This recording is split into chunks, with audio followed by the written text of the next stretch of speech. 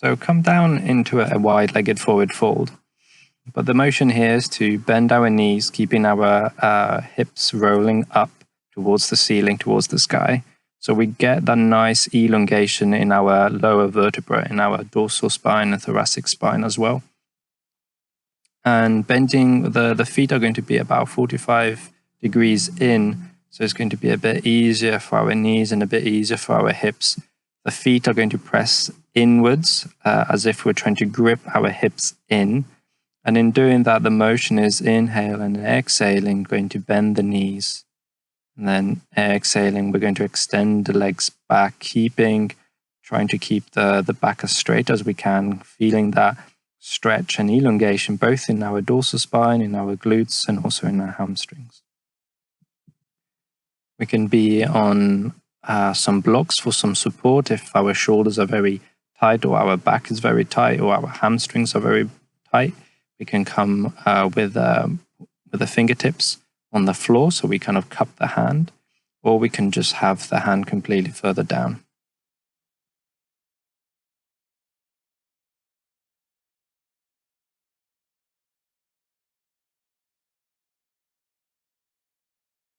And then coming up, we're going to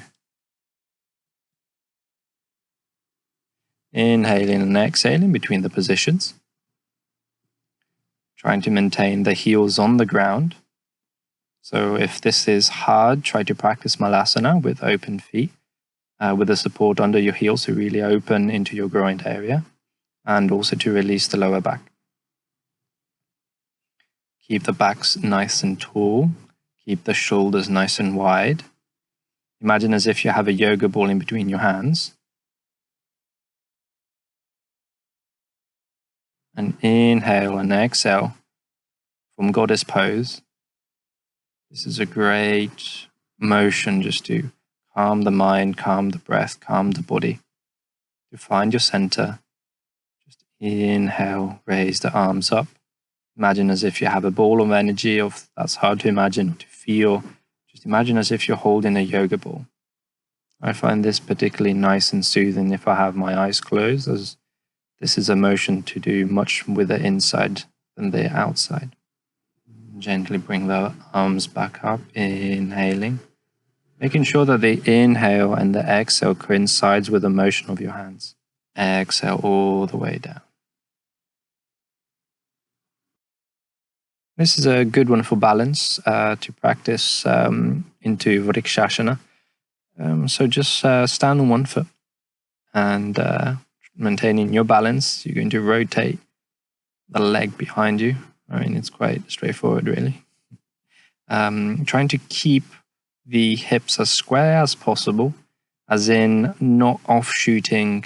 So in this case, I've got my left foot standing, so without offshooting my left hip towards the side, so trying to keep that angle straight.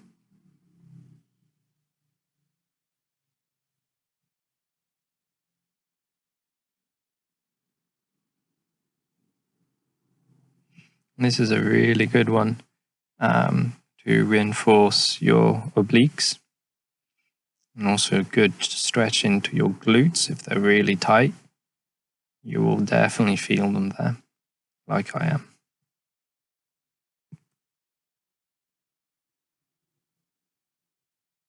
When we extend the foot back, you can play with it, but usually I like to keep it with a flat foot, so that really pulls into the calves.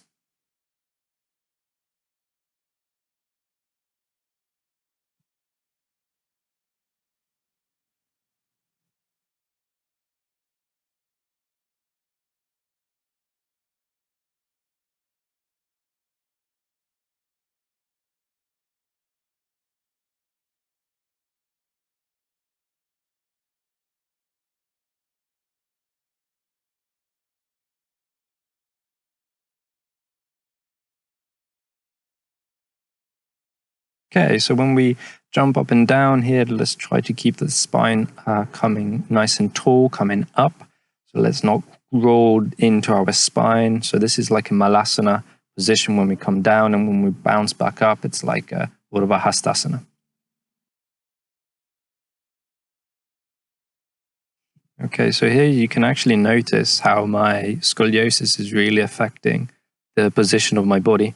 It's nowhere as bad as it used to be, but it's still quite present, and you can see how the spine tends to curve onto one side. So our, I suppose, awareness is to place it on the hips, making sure that the hips are nice and squared, the thighs are rolling out, and when we elongate, try to have somebody there to help you and to guide you so you don't collapse, especially if you guys are quite flexible and you had an injury. Make sure you not give in to the flexibility.